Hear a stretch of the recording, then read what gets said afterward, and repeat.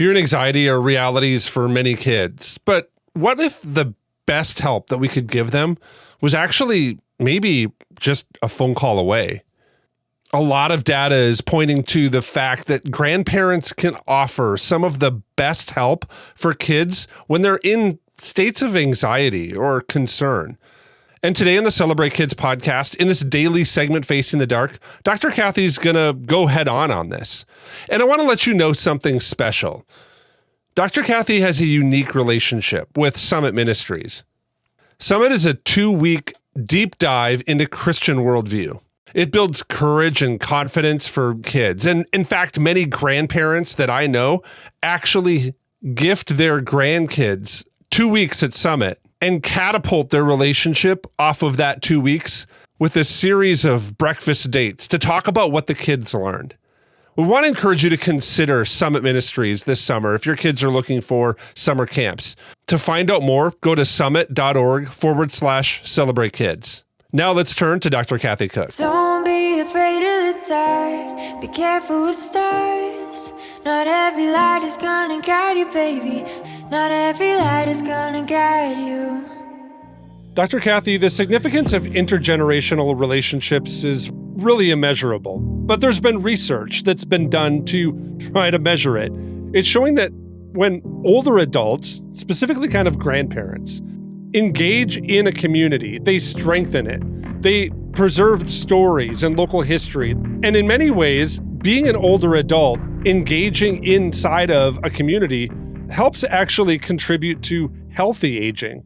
Additionally, older adults benefit from enthusiasm and awe of young children, while teens who spend time with them often develop greater compassion and what some call reduced ageism.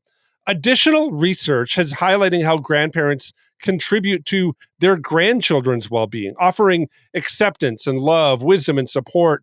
And these interactions have been shown to impact a child's emotional health positively. One study specifically discovered that children who have a strong emotional bond with their grandparents are less likely to experience depression later in life. Though some kids don't necessarily know their own grandparents, others have found that these intergenerational relationships that they build outside of that structure really encourages them. Now, I know, Dr. Kathy, that we have incredible relationships with a number of people who do great work inside of the grandparenting community, really working to inspire them. I mean, you and I both really believe in the important role that grandparents play in kids' lives. My parents are fantastic grandparents, and it actually makes my life a lot more, I don't know, free. But I know why I'm a little bit maybe selfishly passionate about my parents being involved in their grandkids' lives. But I want to hear from you. Why are you passionate about inspiring and giving courage to grandparents to be really active presence in grandkids' lives? Really for many of the same reasons, Wayne, and that would be that I had great experiences growing up with my grandparents. So we grew up kitty corner from my mom's parents. My dad cut a hole in the fence. And Dave and I could just walk, down our driveway and past the garage and into Grandma and Grandpa's backyard and then knock on the door. And there we were. And our grandmother was an amazing cook. So it was so much fun. Every day she'd have, blueberry muffins or chocolate chip cookies or something. She had an ear to listen. My brother was a whistler. My brother's a gifted musician and he was a whistler. So if Dave was walking home from school, my grandmother, no joke, would hear him whistle and set the warm cookies out on a plate for him. It's just so we were raised up. My dad's mom and dad lived about 3 blocks away. Unfortunately, his dad passed away when I was a young girl. I only have one memory with my grandfather, Wayne. He died when I was about 5. I only have one memory with him. You know what it is? Sitting on his lap in an overstuffed chair in the sunroom while he read. I mean, if you're going to have one memory of a grandfather, wouldn't that be a great memory to have? And why do I have that memory? Because they were available and they sacrificed for us. And our parents wanted Dave and I to know them and to be known by them. So it's memory building. It's security. It's identity and belonging. It's all of it. That's amazing, Dr. Kathy. I think that's really powerful. It's powerful because I've seen it in my own kids' lives, and I have stories similar to that. But I think sometimes as parents, it's a challenge because sometimes grandparents can naturally step into some different roles that they might not necessarily have signed up for, to put it into uncertain terms, right? They can step into roles of parenting and disciplining kids, even working to set things up for kids and their future without parents' permission. What is the outline maybe that you would give for a grandparent with their grandkid? What is their role? How should they step into different ways of being involved in their grandkids' lives? The first thing I want to say is that to the grandparents who are listening, who are raising the grandchildren, thank you. So we make them everywhere we go, Wayne, don't we? Where the adult children weren't able to raise the children they gave birth to, and grandma and grandpa rescued and stood in. And so they're now in their, 60s, 70s. I just met somebody who's 83 and raising relatively young grandkids, and she's extremely concerned about what's going to happen when she passes away. And their finances are different, their home environment is different, what they do with their time is different, and understanding technology. Oh my goodness, it can be so overwhelming. So to you, who are really raising the grandkids, praise the Lord for your sacrifice. To the grandparents who stop by to visit the grandchildren, of course, you're not the parents, and so this is where it can be so stressful for the adult children. You come in and they shouldn't be eating that so late at night, or you're letting him have that soda. Isn't that really unhealthy? And why aren't you doing your homework before you play? Like, no, this is where you have to zip your lips, and pray for self-control and sit with your hand over your mouth so that you love well and you support. And, if you have an opinion that is maybe legit, you talk to your adult daughter about that, not talk to the grandkids about it. So you say to your adult daughter when the grandkids aren't there, hey, I'm a little bit surprised with the amount of soda you're allowing the kids to drink. Have you rethought the position that I thought you had? And see what she says. And maybe she'll admit she's gotten lazy or she doesn't like the whiny complaints or whatever. But I think, you're not the parent, and undermining the parent of their children would not be good for you. Yeah, Dr. Kathy, I think that's helpful. It's really important for us to have defined roles and even spaces that we step into. I think it builds security for the kids to know too. We have a policy in our house that when we drop the kids off at grandma and grandpa's house, it is grandma and grandpa's house. It's not our house. So they should be able to enjoy and be free in grandma and grandpa's house and have cookies at 10 o'clock at night. There's a little bit of that we bear maybe the consequences on ourselves when we pick them up after a date night. But there is a reality there that it does then also free up grandma and grandpa to be grandma and grandpa and not to have to parent or try to parent with what we're doing. Now, there's certain things like TV shows or things like that that are different. But there is a reality that grandparents should have that space in some ways as a parent to live and act. But let's say that somebody doesn't have grandparents really actively in the lives of their kids.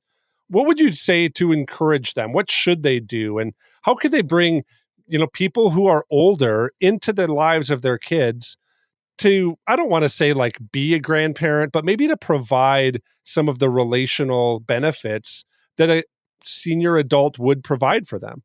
Yeah, totally cool. And I love what you were saying, by the way, about the kids being in grandma and grandpa's house. It's their house, their rules. And this is where, of course, we have to hope for respect of the values. So like they don't let them watch a violent movie if that's something that you and your wife would not want them to do, et cetera. But I love that example. And people are listening and maybe their parents are deceased or maybe their parents don't share the same values. And so it's not a good idea for them to have a close relationship with the children, which are the grandchildren. Then I would love to recommend you adopt a family and you adopt a couple. Friends of mine moved out to Pennsylvania from central Illinois, and they were going to be far away from all the grands. And both this couple grew up with grandparents and they wanted that experience for the children. So they chose a new church. And as they began to attend, they began looking around. Who are the people kind of in the grandparent age range who appear to be pleasant and joyful and committed to Christ? And they got to know them. They took them out, and this couple was just as agreeable and happy and joyful as my friends thought that they would be. And then they introduced them to the children, and they didn't say, you must love them now as substitute grandparents, but they just began to involve and invite them over for Sunday lunch and invite them, hey, why don't you come and watch Peter play baseball? You might enjoy that. And lo and behold, it's a fabulous relationship now. In fact, so much so that this couple goes to the children's school on Grandparents' Day, and the kids are very happy about it. And they go to the, piano recitals, if you will. And when the real grandparents, if you will, come from Illinois to visit for Mother's Day and Father's Day and Christmas and Easter and whatever, the substitute grandparents are invited over as well. And so they've all gotten to know each other. Like the key that works for this is that the actual grandparents are not jealous. that, somebody's taking my place. No, they're grateful that the children have support of an adult couple and that the young children, the grandchildren also have that support. So I think that's precious if you can kind of humble yourself and decide that you want to do that. As Dr. Kathy was encouraging us today, it reminded me of a passage that comes out of 1 Timothy chapter 4, and I'm going to begin reading at verse 11. Command and teach these things. Don't let anyone look down on you because you're young, but set an example for believers in speech and conduct and love, in faith, and in purity. Until I come, devote yourself to the public reading of Scripture and to teaching and preaching. Do not neglect your gift, which was given you through the prophecy when the body of elders laid their hands on you. There's something dynamic that happens for teens and even kids when a body of seniors in their community not only knows them, but knows them well enough that they pray for them. They know what to pray for them. They know how to lay their hands on them and pray for them in powerful ways. And I wonder sometimes if we take a step back, if maybe right now in this cultural moment, what our kids need most is seniors, older people, grandparents, stepping in and being not only an encouragement, but somebody that gives a picture of the future. I think doing that can be a bright light that shines and cuts through some of the darkest times. Now, I want to take a minute to just say that this month of podcasts is being brought to you by Summit Ministries. I talked about it a little bit earlier, but Summit Ministries is a dynamic camp. My kids have gone and have come back with greater confidence and boldness, and also a sense that there's a community of believers that think the same things, that understand the world the same way, that have convictions in the same way, because they spent 2 weeks going through some of the hardest questions inside of Christianity in a camp-like setting and have come home with things to share with us. If you'd like this for your kid, just visit summit.org/celebrate kids. That's summit.org/celebrate kids. On behalf of Dr. Kathy Cook, my name is Wayne Stender. Thanks for listening to the podcast today, and we're looking forward to seeing you here again tomorrow.